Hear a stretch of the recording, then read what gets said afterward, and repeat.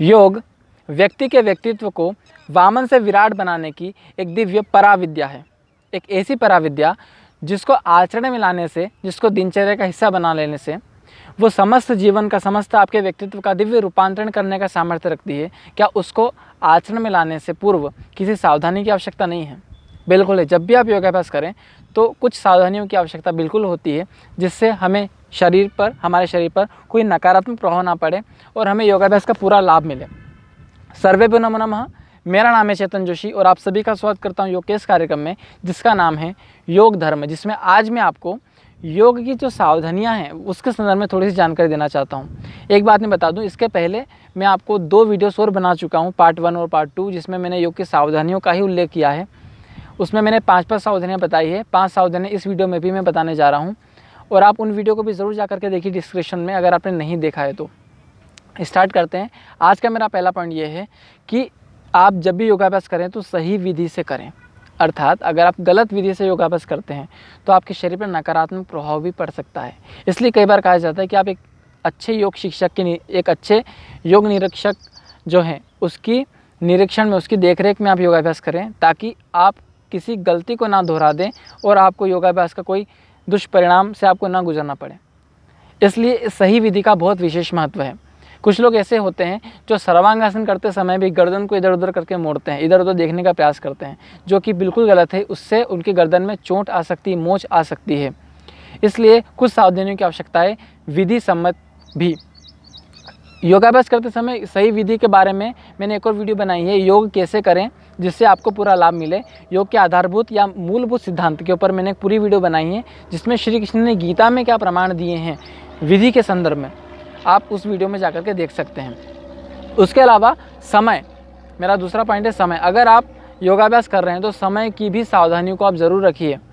कुछ लोग ऐसे होते हैं जो 10 घंटे तक शीर्षासन करने का प्रयास कर रहे हैं, 1-1 घंटे शीर्षासन करते हैं। कुछ लोगों ने 1 घंटे तो शीर्षासन सिद्ध कर लिया है, अच्छी बात है, ठीक है।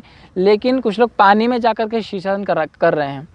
कुछ ऐसी वीडियोस मैंने देखी हैं, उसमें कुछ लोग पानी में जाकर के शीर्षासन कर रहे हैं, जो कि बहुत गलत है। उनके स्वास्थ्य पर बहुत नकारात्मक प्रभाव उससे पड़ सकता है और उनके देखा जाए कि कुछ और लोग भी ऐसा कर रहे हैं, जिससे उनको बहुत गलत उनके शरीर पर उसका नकारात्मक प्रभाव पड़ता है। तो आप किसी की देखा देखी भी ना करें।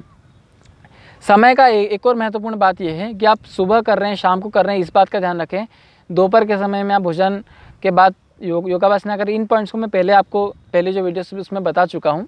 नेक्स्ट पॉइंट है, ज़बरदस्ती ना करें। आप योगाभ्यास करते समय शक्ति का अतिक्रमण ना करें।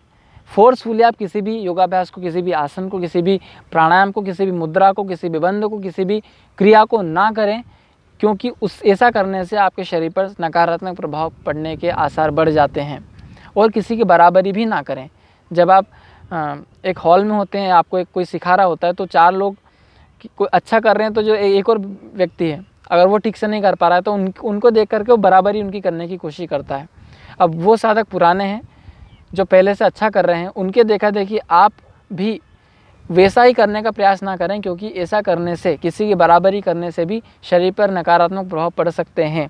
जितना आपके शरीर का सामर्थ्य है उतना ही आप योगाभ्यास कीजिए।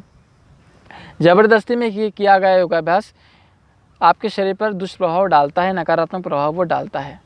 फिर 4th पॉइंट है दृष्टि। कुछ साधक ऐसे जो आंखें बंद करके ही सारे आसन कर लेते हैं, अच्छी बात है। लेकिन अगर आप प्रारंभिक अवस्था में हैं और अब बस बिगिनर से आप स्टार्ट कर रहे हैं योगाभ्यास का, तो ऐसी अवस्था में आवश्यकता है कि आप नेत्र खोल करके ही प्राणायाम और जो आसन है उसका अभ्यास करें। प्राणायाम यद्यपि आंखें बंद करके ही करना होता है, लेकिन अगर आपको सही विधि नहीं पता है तो पहले सीख लें अच्छे से, फिर ही आप नेत्र बंद करके प्राणायाम का भी अभ्यास करें। और आसन थोड़ी आंखें खोल करके करें, क्योंकि कुछ लोग इतने ज़्यादा साधना में लीन हो जाते हैं कि आंखें बंद करके सारे जो आसन है उनको करने का प्रयास करते हैं। इससे भी कई बार चोट लग जाती है लोगों को, वो दीवार से टकरा जाते हैं करते करते। तो दृष्टि का भी ध्यान रखिए। जहाँ आवश्यकता हो वहाँ पर आंखें बंद भी करें, लेकिन जहाँ आवश्यकता नहीं है वहाँ पर आंखें खोल करके भी आप योगाभ्यास को करें।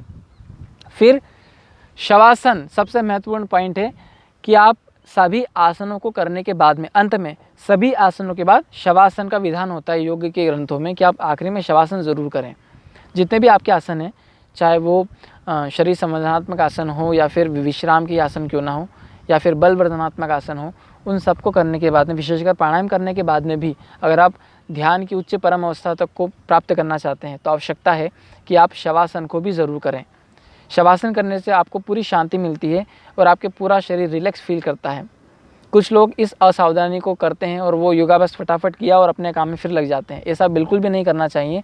शवासन बहुत ही महत्वपूर्ण है सभी आसनों के बाद में, जिससे आपको, क्योंकि जब आप योग करते हैं तो आपके पूरे शरीर में शक्ति, जो एनर्जी है वो जनरेट हो जाती है, पावर्स बढ़ जाते हैं। अब उसको कंट्रोल करने के लिए शवासन जो है बहुत महत्वपूर्ण है। आप अपनी शक्ति को स्टोर कर सकते हैं योगाभ्यास करने के बाद में शवासन के ज़रिए, इसलिए शवासन बहुत महत्वपूर्ण है। फिर एक आखिरी सबसे महत्वपूर्ण पॉइंट, ये 15 पॉइंट हो चुके हैं, लेकिन 16 पॉइंट में अपने मन से एक बहुत विशेष करके बताना चाहता हूँ। यद्यपि सभी यूट्यूबर्स इस बात को बोलते हैं क्योंकि वो अपने ऊपर रिस्क नहीं लेना चाहते, यद्यपि मैंने आपको जितने 15 पॉइंट्स पहले बताए हैं, अगर आप उसका बिल्कुल सतर्कता से पालन करते हैं तो आपको किसी भी तरह की कोई हानि की संभावना भी नहीं है। लेकिन फिर भी मैं इस बात को कहना चाहता हूँ कि आप एक अच्छे योग शिक्षक से योग सीख करके उसकी निरीक्षण में, उसके मार्गदर्शन में, उसकी देखरेख में, उसकी निगरानी में योगाभ्यास करें, ताकि आपको कोई दुष्प्रभाव ना पड़े आपके शरीर पर।